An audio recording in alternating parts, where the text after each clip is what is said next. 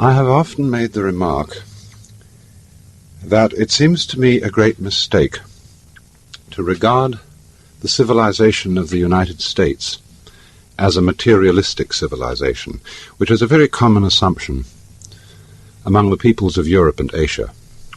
The Americans, and especially that aspect of American civilization that we call the Anglo-Saxon subculture, is constantly accused of being interested in absolutely nothing but material values. But it seems to me, on the other hand, that if you can make any really broad generalization about something so complicated as the civilization of the United States, that it is fundamentally an anti-materialistic civilization. Now, not perhaps so much by intent as in the general effect of its action. It seems dedicated, almost I might say, to the annihilation and destruction of the material world, and to its conversion into a junk heap of unimaginable dimensions. I travel around the country a great deal, and more one sees a thing that is called the growth of our expanding communities, an extension of something over the landscape that sometimes is almost indistinguishable from a rubbish heap. One goes down the main streets of all kinds of small towns, and it seems to be, if you look at it as you pass by in a car or in a train, you just see a mass of all kinds of higgledy-piggledy pieces of cardboard and paper, decked up with neon lights and wire and automotive junkyards and all sorts of parking lots and dumps of every conceivable type. Yes, there are some nice residential areas out on the corner, but by and large we seem to be converting the world into a dump heap, and I've called it the progressive Los Angelization of everywhere from Honolulu to Nantucket. Now, what is at the root of this? Why is it that we don't seem to be able to adjust ourselves to the physical environment without destroying it? Why is it that in a way this culture represents in a unique fashion the law of diminishing returns, that our success is a failure, that we are building up, in other words, an enormous technological civilization which seems to promise the fulfillment of every wish almost at the touch of a button. And yet, as in so many fairy tales, when the wishes finally materialize, they're like fairy gold. They're not really material at all. In other words, so many of our products, our cars, our homes, our food, our clothing, it looks as if it were really the instant creation of pure thought. That is to say, it is thoroughly insubstantial, lacking in what the connoisseur of wine calls body. After all, we've made the soil incredibly productive. But its products so largely appeal to the eye rather than the stomach. People have been saying, all kinds of people have been saying, this is by no means my idea or my feeling, that our vegetables and fruits and above all, that symbol, our bread, is just a kind of visually attractive pith or foam rubber. And although it has all kinds of vitamins introduced into it, what I think many of us want of our nutriments is not so much medicine as food. And in so many other ways, the riches that we produce are ephemeral. And as a result of that, we're frustrated. We're terribly frustrated. We feel that the only thing is to go on getting more and more. And as a result of that, the whole landscape begins to look like the nursery of a spoiled child who's got too many toys and is bored with them and throws them away as fast as he gets them, plays them for a few minutes. Also, we are dedicated to a tremendous war on the basic material dimensions of time and space. We want to obliterate their limitations. We want to get everything done as fast as possible. We want to convert the rhythms and the skills of work into cash, which indeed you can buy something with, but you can't eat it. And then rush home to get away from work and begin the real business of life, to enjoy ourselves. And, for the vast majority of American families, what seems to be the real point of life, what you rush home to get to, is to watch an electronic reproduction of life. And you can't touch it, and it doesn't smell, and it has no taste.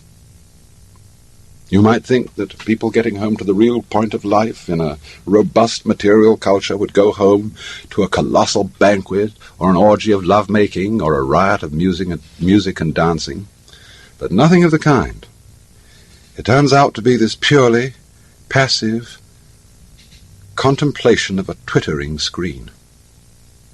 As you walk through suburban areas at night, it doesn't matter in what part of the community it is, you see mile after mile of darkened houses with that little electronic screen flickering in the room. Everybody isolated, watching this thing, and thus in no real communion with each other at all. And this isolation of people into a private world of their own is really the creation of a mindless crowd. Some time ago it occurred to me that a crowd could be defined as a group of people not in mutual communication. A crowd is a group of people that is, say, in communication with one person alone. I regret to say that you listening to me at this moment thereby constitute a crowd. We are not really in full communication with each other, and naturally it's terribly difficult to bring about mutual communication between a large number of people. But that does seem to me to be the essence of a crowd, and thus of a community that is not a community, not a real society, but a juxtaposition of persons. Now, one other thing that one notices about this anti-materialism is its lack of joy, or I'd prefer to call it its lack of gaiety. A little while ago I was reading a book called Motivation and Personality by A.H. Maslow, who's professor of psychology at Brandeis. And he had amassed together a very amusing set of quotations from about 13 representative and authoritative American psychologists.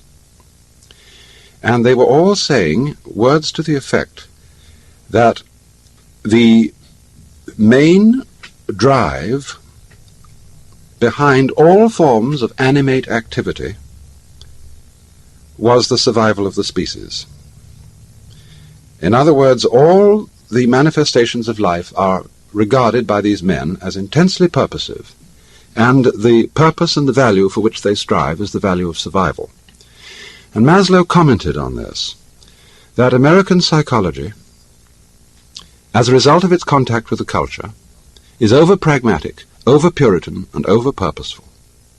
That no textbooks on psychology have chapters on fun and gaiety, or on aimless activity, or on purposeless meandering and puttering, and so on. And he said they are neglecting perhaps what may be one whole and even the most important half of life. In other words, it is a basic premise of the culture that life is work and is serious. And herein lies its lack of joy. Life is real, life is earnest. What do we mean when we say life is serious? What do we mean when we differentiate work from play? Well, work, it seems to me, is what we must do in order to go on living, in order to survive.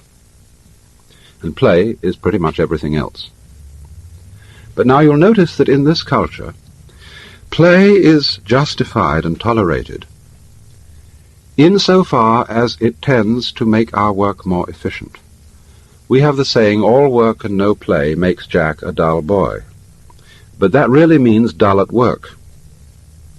Play is recreation, something you do to get refreshed, to go back and face the great problems of life. Now this is all very well, but that's saying even to play, that play is necessary. You must play. I remember in England, we used to have the institution of compulsory games in school, as a result of which I developed an intense loathing for most of the games that we played, like cricket and football and so on. They were forcing you to play. And so in the same way, the thought that the supreme value is survival value, the thought, in other words, that it is absolutely necessary for us to go on living, is a basis for life which takes the joy out of life and is really contrary to life. Now, I feel that the biological process that we call life, with its marvelous proliferation of innumerable patterns and forms, is essentially playful. By that I mean that it doesn't have a serious purpose beyond itself. It's an art form like music and like dancing. And the point of these art forms is always their present unfolding, the elaboration of an intelligible design of steps and movements through time. That is not to say that their goal is the present. When you think of the present simply as a hairline on a watch, the immediate instant, the present that's only an abstract present. As, for example, in listening to music. A person who hears a melody, he doesn't hear simply a sequence of notes, he hears the steps between the notes. A tone-deaf person hears only the notes. What a person able to hear music hears is therefore steps in a certain order. And this is what this diffuse present is, what I would call the real or physical present. And I feel life is very much something of this nature. It is a play, and it is its own end. But now if you say to a form of play, you must happen, you've got to go on, you immediately turn it into work. And you immediately turn it also into what we call colloquially a drag. Are we surviving? Is it our duty to survive in order that our children may go on living? Well, if we think that, our children catch the same point of view from us, and they go struggling along for the sake of their children, and the whole thing becomes a fatuous progress to an ever-eluding future. And it is because, I think fundamentally, that we have this compulsive view of the necessity of existence that our culture is distinctly lacking in gaiety. Now, it seems to me that this attitude rests on two further premises. The first is the idea of God that we inherit from the European, Protestant, and to some extent Catholic and Judaic background. This conception of God as creating the universe for the fulfillment of his purpose is a conception of God quite strangely lacking in either humor or joy, despite some hints to the contrary in the Bible. But they haven't made very much impression. There is a passage in the book of Proverbs where the divine wisdom, which is God's creative power, is represented as playing. But in the King James Version it's translated rejoicing. Now, to rejoice is something that one can do very properly. You can rejoice by singing the more joyous hymns. But that's not quite the same thing as playful joy or gaiety. In other words, look at our churches as symbols of our attitude to God. Must we not admit the fact that the vast majority, especially of small-town Protestant churches in the United States, are absolute triumphs of architectural gloom? There is nothing in the remotest bit beautiful about them. They have appalling windows of an indescribable brown-yellow, mottily stained glass. They have varnished wooden pews and pulpits and altars, and hangings of plush, and usually a dark red or a dismal and unspeakable green. I've looked at so many buildings lately of an ecclesiastical nature and marveled at the pure ingenuity for religious ugliness that lies behind them. And this, you see, reflects the idea of God as a very solemn, serious Father of the universe, who has created the world for some purpose to which our attitude is supposed to be sort of as stiff as Marines saluting the flag. Something that more or less resembles an everlasting church service. And in view of the kind of churches we have for the most part, of course there are exceptions, but in view of the kind of churches we have, this is an exceedingly gloomy prospect for the spending of eternity. And but unfortunately, this is the idea of God that is in the back of our minds, and the state of mind persists even in people who don't really believe in that kind of God anymore, but for whom God remains a symbol for a sort of moral idealism in the same way that Uncle Sam is a sort of symbol of the people of the United States. Now, that's, I think, one root of the attitude. The other root of the attitude is our conception of man. And this conception of man has the same history because it comes from the same cultural roots as our conception of God. And this is, of course, the conception which Lance White has called the European dissociation, the conception of man as an unhappy amalgamation of mind and body, spirit and matter, ego and not ego, subject knower and object known. And this concept of man has very curious consequences. I've mentioned a lot of them, but one that strikes me more and more is that it's a non-participative conception of man. By that I mean it causes us to feel ourselves as observers of life, whether that life is inside our own bodies or whether it's outside in the external world. We're observers. We are the subjects, and all that is the object, and that is to say, it confronts us, it stands over against us, and we're looking at it. And in a way this is symbolized in our whole way of life, insofar as its end and object seems to be to confront the television screen, which is non-participative contemplation of something which has been impoverished in its material and physical reality, deprived of, say, touch and smell and taste and so on. And so, because we have great expectations out of this contemplation, whether it be of television or of mundane existence, but we are not with it. You see, we don't believe we are our bodies. We say, I have a body, and we say, I have instincts. We never say, I am a body or I am instincts. And the bodies that we allow ourselves to have are a little bit pseudo. I mean, they are elegant surfaces. The ideal body is, Marilyn Monroe. It's an elegant surface. But it's not supposed to secrete sweat or tears. It's not supposed to smell at all. its insides are rather improper, and one is expected to give it attention in a sort of aloof way, but spend one's life, on the whole, being as unconscious of one's body as possible.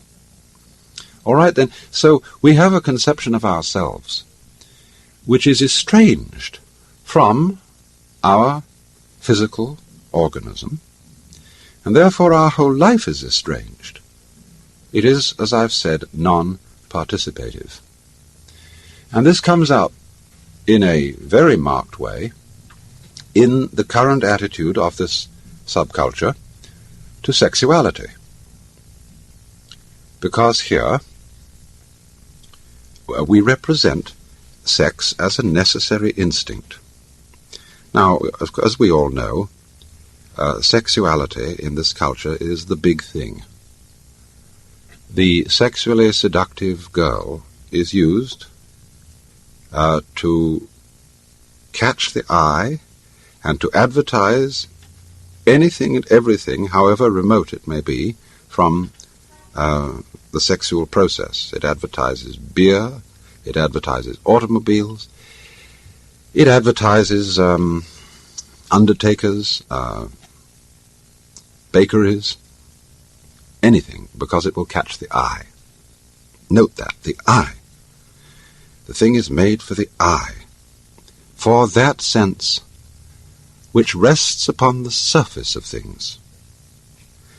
And thus it comes about that our attitude to sexuality is a superficial attitude, and again, a basically non-participative attitude.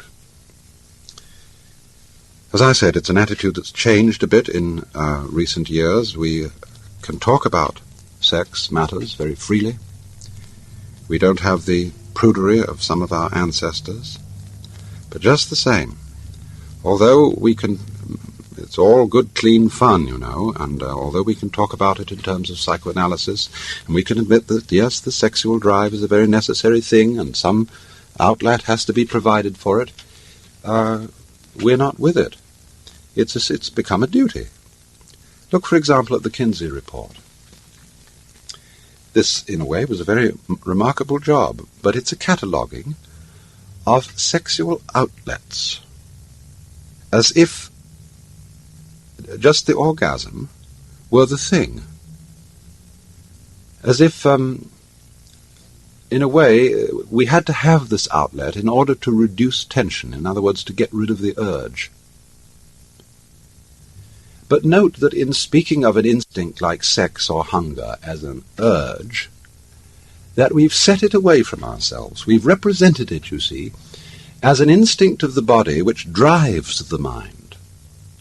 And the mind is therefore moved to it. And it admits that it is unfortunately necessary to be moved by it. We say, for example, in teaching children about the birds, the bees, and the flowers, that nature, or God, has given us the sexual instinct in order to make the reproduction of the species attractive, on the assumption that if it wasn't attractive we wouldn't do it, on the further assumption that life itself is a rather boring thing, which we have to be made to undergo by rewards and punishments, by the seductions of sex, or by the penalties of pain, which ensue with disease and not living a healthy life. But these rewards and punishments are regarded as extraneous, as things which drive us. And therefore, to the extent that we feel that the sexual urge, or the urge to eat, or any other so-called instinct, insofar as we feel that is an alien and animal thing that exercises a compelling power over us, and here the us is the cut-off, dissociated little ego inside the body that is driven around by all this, then naturally our fulfillment of these instincts is fundamentally lacking in zest. We say sex is necessary, on the assumption, I suppose, that if it weren't, it oughtn't to happen. That goes back, you see, to our psychology about play. Play is only justifiable to the degree that it's necessary. and play is only necessary to the degree that it furthers work. All right, the same attitude with regard to sexuality.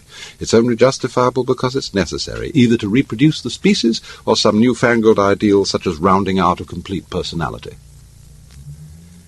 No one seems to have the courage to admit that it is intrinsically a good thing, and that the urge, the basic biological urges, are not mechanical drives, they are our own inmost will.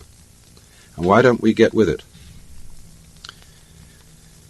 If we got with ourselves and really admitted that we are organisms, we might also get with each other.